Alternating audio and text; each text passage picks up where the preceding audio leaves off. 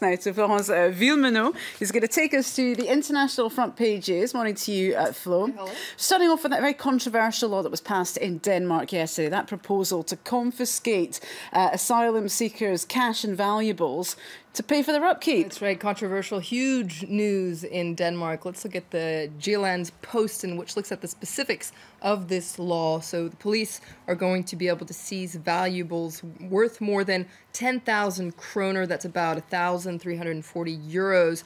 This to cover housing costs, food costs. You can see this quote here. It says that asylum seekers' jewelry must also cover the cost of doctor's visits. And the man you can see in the photo there is the Prime Minister of Denmark, Lars Løkke Rasmussen. He's quite in the spotlight today. The government's argument in all this, it must be said, is that this measure, this law, will ensure equality between Danes and asylum seekers. Well, this so-called Jewellery Act has drawn a lot of criticism, even though it's not the only country that has a similar sort of legislation. That's right. If you take a look at another Danish paper, Berlinsk, it focuses on the fact that Switzerland actually has a similar law that requires asylum seekers to hand over assets worth more than 900 euros. Now, this Swiss law has only been applied in about 100 cases out of almost 30,000 asylum applications last year. So why is Denmark getting the battering in terms of reputation? This article says there's clearly been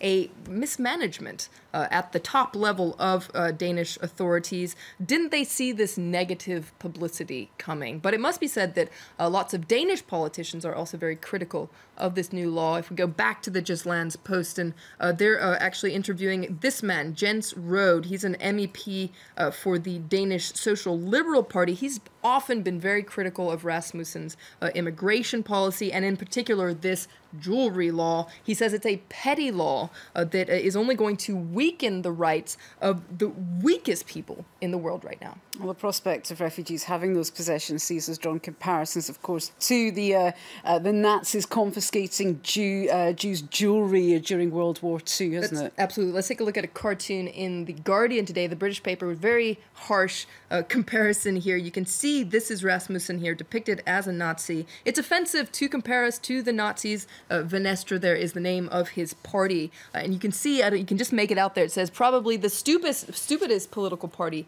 in the world. So quite a lot of criticism there in The Guardian. Another cartoon, this time in The Independent, another British paper. They're lashing out in the cartoons today. You can see the Little Mermaid, the very famous landmark in Copenhagen, with a sign there at the bottom that echoes the poem that's actually on the Statue of Liberty in the United States. Give me your tired, your poor, your huddled masses, yearning to breathe free, and I'll lift their wallets, jewels, gold teeth, and more. You can see that Little Mermaid looking quite nasty with a pincher there and a gold tooth in it.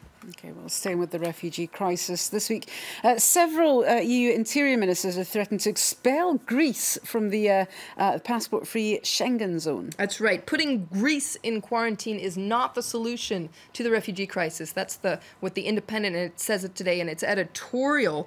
This is not exactly the right editorial, but you can check it out in the Independent. The Independent argues that excluding Greece from the Schengen zone is really ignoring the reality on the ground, and that's the fact that Greece really doesn't have a choice but to accept this wave of migrants. The only alternative is to bring out the Navy and essentially let all these people drown. Now, what's interesting is a lot of Greeks, citizens in particular, have drawn praise for the way they've reacted to the migrant crisis. If we take a look at an article in Katamerni, that's a Greek paper, the English language version, they're focusing on a campaign to actually nominate Greek islanders from the Eastern Aegean for the Nobel Peace Prize for their reaction to the refugee crisis, their contribution. You can see this famous photo of several Greek islanders fishing migrants out of the sea. Now, what's interesting is this online campaign has actually passed the symbolic halfway mark. Its target is to reach 500,000 signatures, and it's halfway there. Okay, meanwhile, British graffiti artist Bansky, he's back in the spotlight for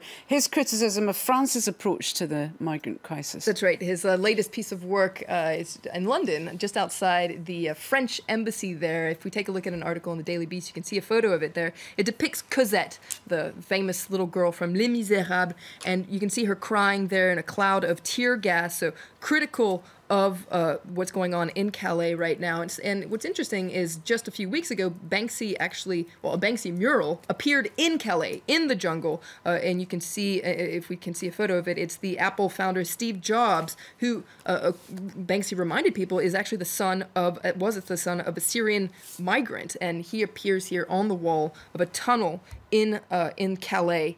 Now, a lot of articles are saying this is Banksy strikes again. If we saw that article in the Daily Beast saying that his art is really a deadly political weapon, he's often been critical of Europe's migrant policy. And here he is striking again, raising awareness. What's interesting is this photo, well, a photo of his piece has really gone viral. A lot of people are commenting on it on social media. So it appears that he's once again raising awareness in this crisis.